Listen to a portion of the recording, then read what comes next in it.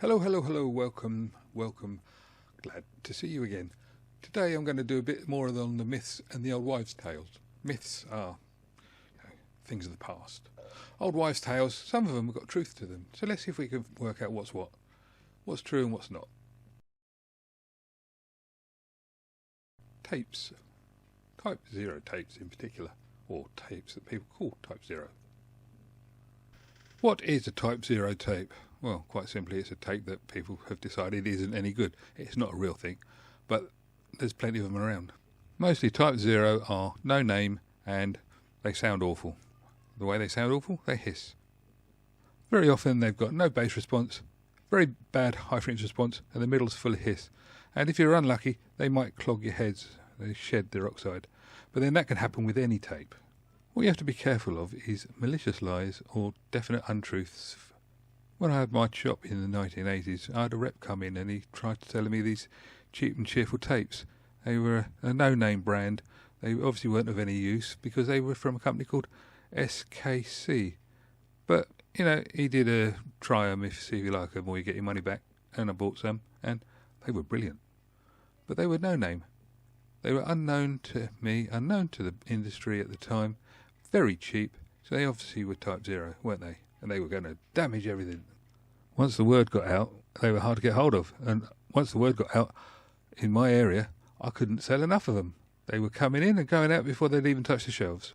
So what's the biggest problem with Type 0 tapes? Of course, everybody knows they destroy your heads on your tape deck. They are like sandpaper. They are destructive. If you use them, they will destroy your machine within seconds. Does anybody really believe that? I've looked on many Facebook groups and it is what is said.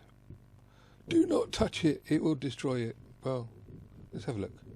Is there any truth in it? Well, not for audio cassette decks, but there is for video cassette decks. So let's have a quick look at that, because that's probably where and how the truth of the old wives' tale managed to get hold.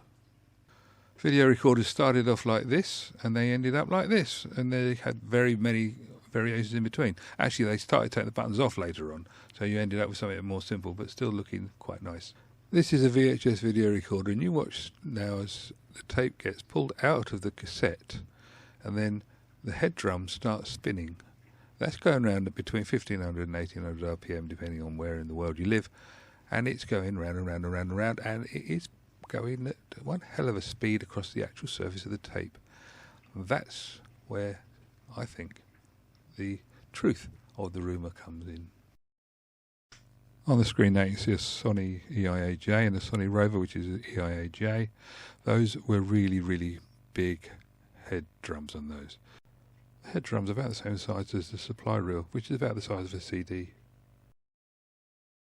A VHS head drum's travelling at 5 meters per second, which means that's pretty damn quick. It's 15 centimeters in circumference for the 5 centimeter in diameter. And if you take those EIA-J ones, they're going even faster. This is where we're now getting down to the nitty-gritty. If you had one of these in the day, or even some domestic recorders, certainly in the UK, had them, they would have a dew indicator.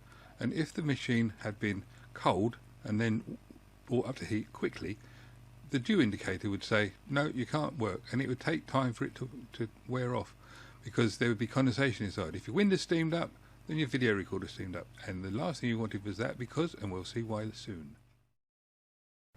What we have here is a 4-head head drum from a VHS recorder, and you can see the construction is 2 pieces of ferrite with coils around them, and there is a gap between the 2 pieces of ferrite. Actually, it's like a horseshoe effectively. This is a picture of another one. We'll see if we can zoom in on this one. It looks a little bit interesting.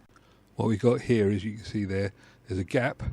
The ferrite is actually in a U shape, and that's the way the head is made.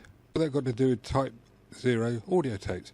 Well, let's have just finish this off and have a quick look at a Betamax head that may be the sort of problem that you are thinking of. This is a still taken from a video on YouTube from 12 Volt Vids, and you can see this is a Betamax head and there is a chip been taken off. So that head has crashed into something or been snapped by a Q-tip. That's why you shouldn't use Q-tips or cotton buds to clean video heads. Some commercial machines actually have things in there to try and keep the spacer so that there isn't the ability to catch, but that's what you got on the majority of domestic machines. Now we're looking at a normal cassette deck, and can you see anything in there that's going to be travelling at any speed at all other than the capstan, which is just going to be going around very gently? So let's look at the actual heads now on the cassette deck. This is a typical cassette head, and you can see there's nothing there specifically to be able to catch anything in. So not only is it not moving, it's not sharp. The next thing they do is they accuse it of being a cause of head wear. And they could say, oh, it's like sandpaper. Well, this is sandpaper. You can see it's gritty, it's made of sand, and it's very, very rough. And now what we're going to look at now is this is magnetic tape, which is not gritty.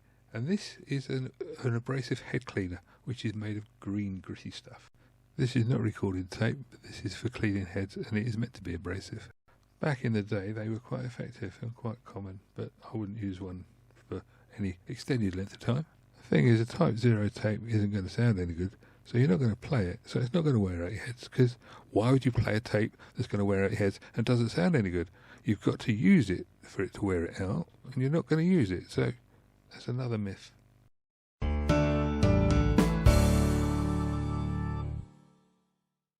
Then, so we've gone through it, we've looked at it, and now we're going to come to some sort of conclusion.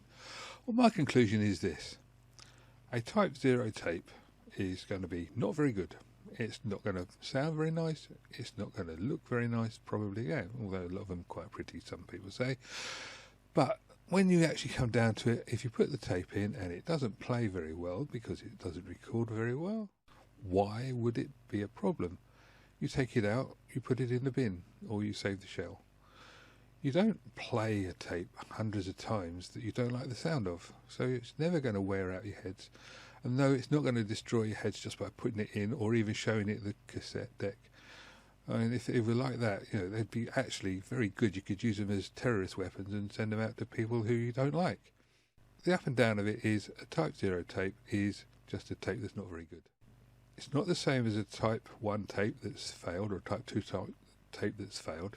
It's just a type of tape that was very badly made. Somebody was trying to make some money out of something, and that's it.